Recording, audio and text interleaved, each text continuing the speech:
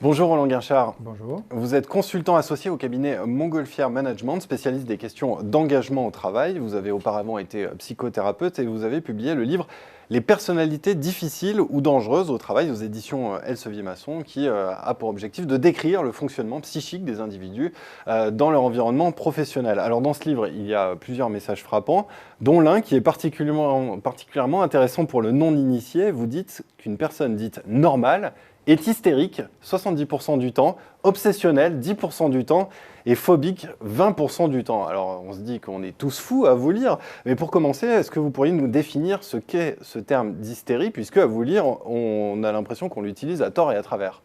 Alors, oui, être hystérique, ça veut dire une seule chose.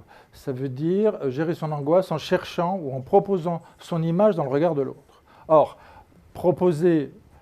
chercher son image dans le regard de l'autre ou proposer à l'autre une image, l'image qu'on a de lui, c'est ce que nous faisons pratiquement tout le temps dans la vie sociale, dans la vie professionnelle et même aussi dans la vie affective, il faut bien le dire aussi. Est-ce que je suis assez beau? Dis-moi comment je suis. Voilà. Le fait de...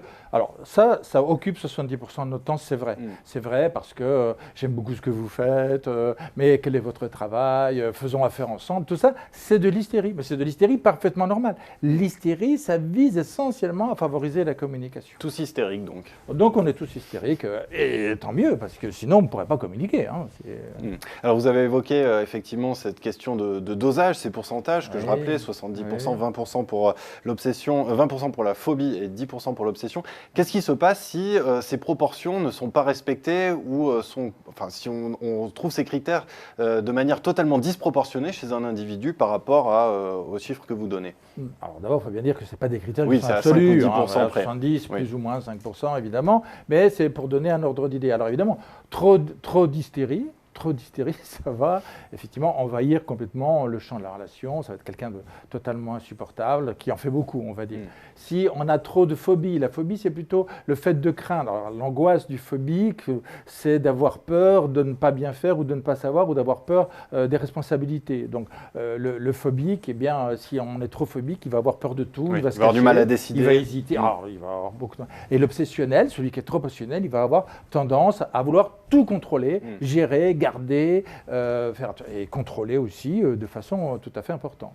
Et donc l'hystérie, comment est-ce qu'elle s'exprime dans le monde professionnel? Je précise que selon vos travaux, les hystériques font l'immense majorité des personnalités difficiles au travail. Donc c'est important de vous poser la question, à quels excès est-ce que l'hystérie peut conduire?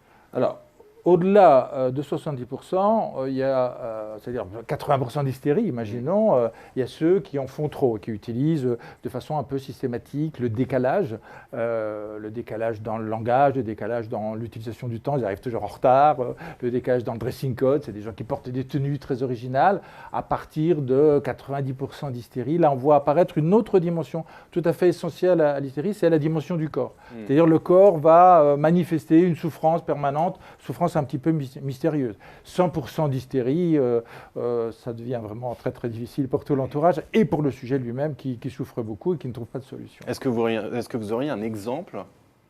Alors, l'exemple le plus ordinaire, le plus courant en tout cas de l'hystérie ordinaire, c'est les personnes égocentriques qui sont très bavardes, qui évoquent sans cesse leur vie personnelle, que vous allez voir pour traiter un problème avec elles et qui vous disent « Ah, c'est comme moi », etc., qui attirent forcément l'attention et le regard sur elles sans qu'on puisse les empêcher, sans qu'on puisse rien faire de ce point de vue-là.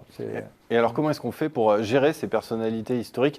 Vous aimez décidément bien les pourcentages, puisque vous dites 95% de distance et 5% de reconnaissance. Oui, c'est une façon de le dire aussi. C'est vrai qu'il y a les deux fois où j'ai utilisé les pourcentages. Alors, c'est vrai que l'angoisse de l'hystérie... Mais ça marque, les pourcentages. Bien sûr, tous les économistes savent ça. Ce qui est intéressant dans l'hystérique, ou ce qui est important pour lui, c'est que l'angoisse s'exprime par... l'angoisse qui s'exprime, elle vise en fait à obtenir de la part des interlocuteurs quelque chose qui calmerait leur angoisse et qui est les limites. Il faut mettre des limites. C'est-à-dire qu'avec un hystérique au travail, on a intérêt à être très professionnel. et à ne pas céder à ce pourquoi ce qu'on est tenté de faire, à ne pas céder à la séduction, l'écoute personnelle, la psychologisation. Ça le fera pas du tout, ça va augmenter l'angoisse. Donc, on serait assez ferme, sans glisser vers la violence évidemment, hein, mais assez ferme avec un hystérique nous disant tu rends le dossier d'abord, après on verra pour tes demandes personnelles. Ça va d'abord le mettre en colère, mais très rapidement ça va le rassurer et ça va lui permettre de se positionner correctement. Alors on a beaucoup parlé de l'hystérie. Pour être tout à fait complet, je voudrais que l'on aborde les deux autres points qui occupent moins de temps, l'obsession et la phobie. Comment est-ce qu'on gère les personnalités qui souffrent d'un tropisme d'obsession ou d'un tropisme de phobie? L'obsessionnel est très anxieux de ne pas faire complètement son travail. Et c'est quelqu'un qui est méticuleux, qui va aller jusqu'au fond des choses, qui est très opiniâtre aussi, c'est des grandes qualités. Hein. Être obsessionnel à 10-20%, c'est manifester de grandes qualités professionnelles. Pour gérer un excès d'obsession, il faut plutôt aller dans le sens de l'obsessionnel, c'est-à-dire le charger en tâches précisément de cadrage. Un phobique, c'est quelqu'un qui a très très peur et qui tout d'un coup a l'illusion, alors c'est pas vrai du tout, mais il a l'illusion qu'il ne saura plus faire ou qu'il sera menacé par des choses. À lui, on va poser des balises dans le parcours du travail, lui réindiquer des choses que pourtant il connaissait déjà, mais qui vont à nouveau le rassurer et lui permettre d'aller jusqu'au bout de sa tâche ou de son emploi ou de ses compétences.